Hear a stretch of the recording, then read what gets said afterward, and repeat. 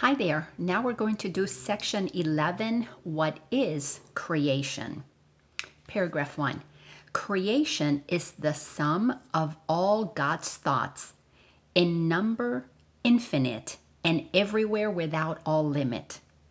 Can you imagine that creation is nothing more than all of the thoughts that God has, and they are totally, completely infinite?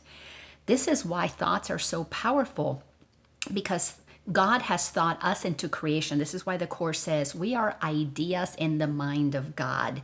And we were created powerful like God. We are created in God's image. So when we put a thought in our mind, it is powerful and created and unlimited in what it can do. Sentence number 2. Only love creates, and only like itself. There was no time when all that it created was not there. Isn't that interesting?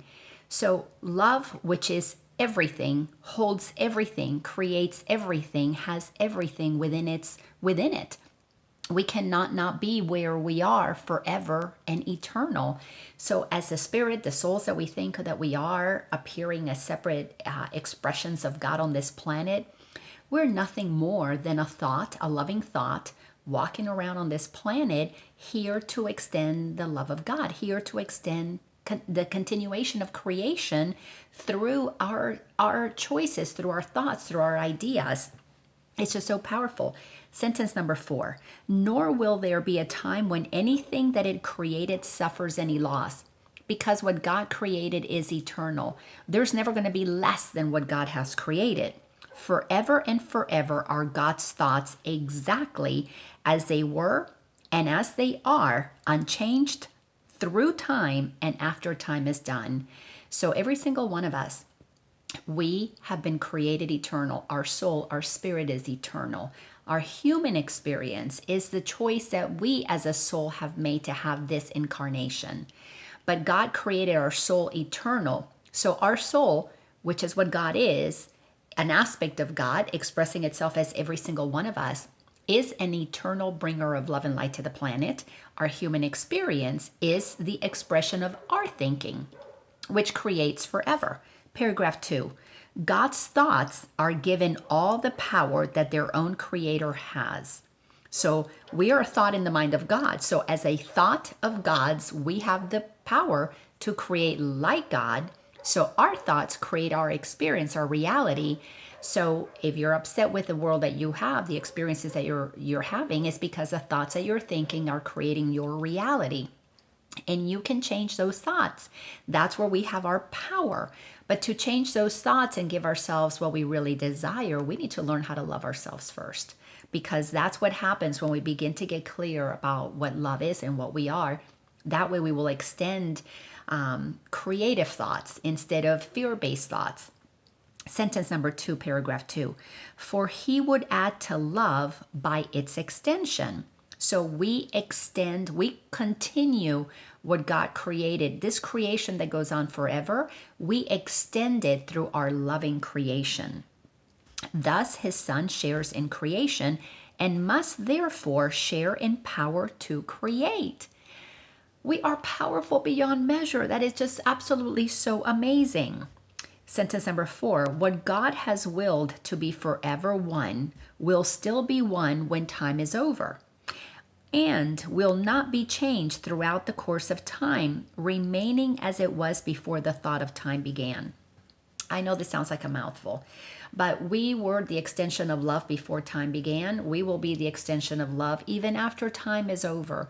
When does time end? When we stop believing in time, in past, and present and future.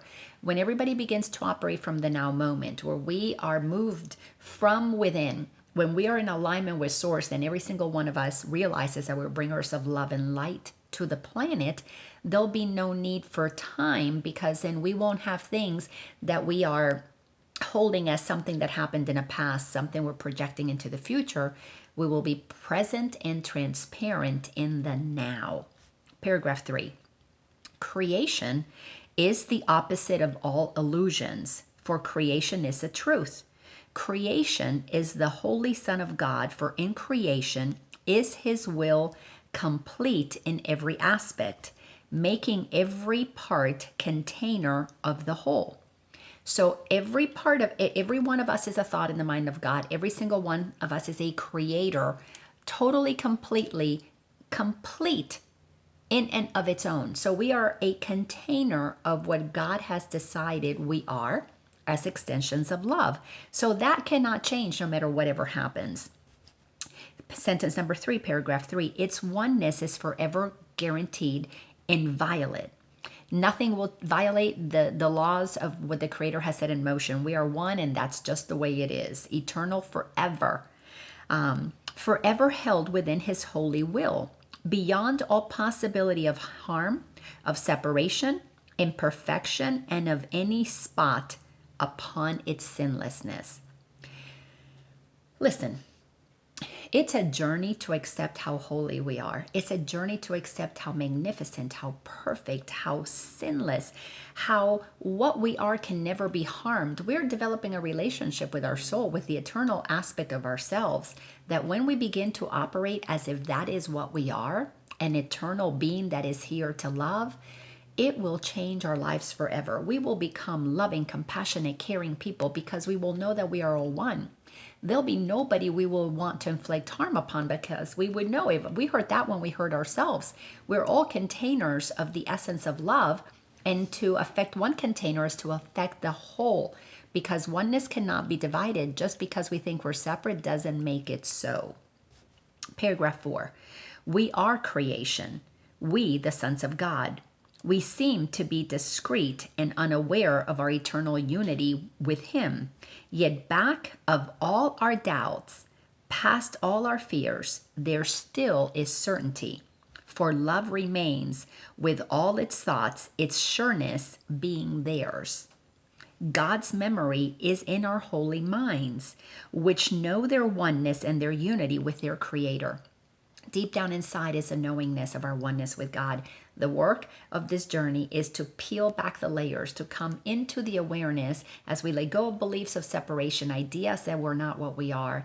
And little by little, we begin to feel the truth of who we are. This oneness, this infinite potential expressing itself as the presence of love, each and every single now moment, that's what we all are.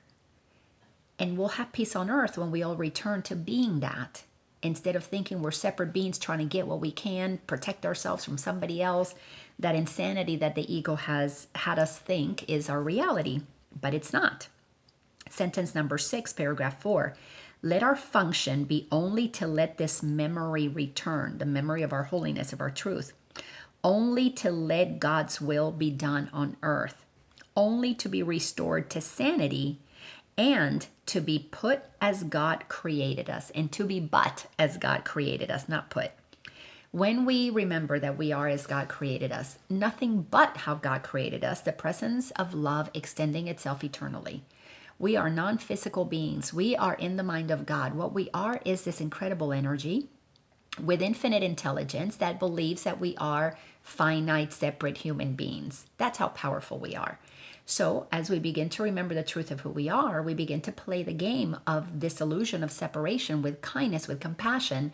That's how we create the happy dream, which is what the Course is attempting to move us to move from the illusion of separation, war, and hell, basically, and move us into the happy dream where we begin to treat each other as the oneness that we are, with kindness, with generosity, with compassion. That is how we create a new earth. That is how we bring peace on earth.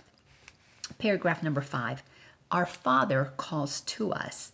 We hear His voice, and we forgive creation in the name of its Creator, holiness itself, whose holiness His own creation shares, whose holiness is still a part of us. So we can deny the truth of who we are all day long.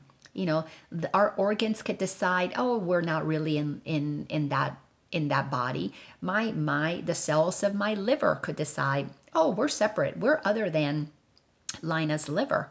But no matter how much my cells of my liver say that, it doesn't change that they are inside of me. They cannot not be there. But they can use their own intelligence to pretend that they're not there and create their own discomfort, believing that they're separate and alone and whatever they might want to create.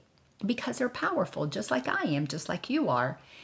So this entire section is, what is creation? Creation is nothing more than the power of the Creator expressing itself, extending itself as you and I. Let's remember that that's what we are, and then let's co-create together heaven on earth. Thanks a bunch, and I'll see you in the next one.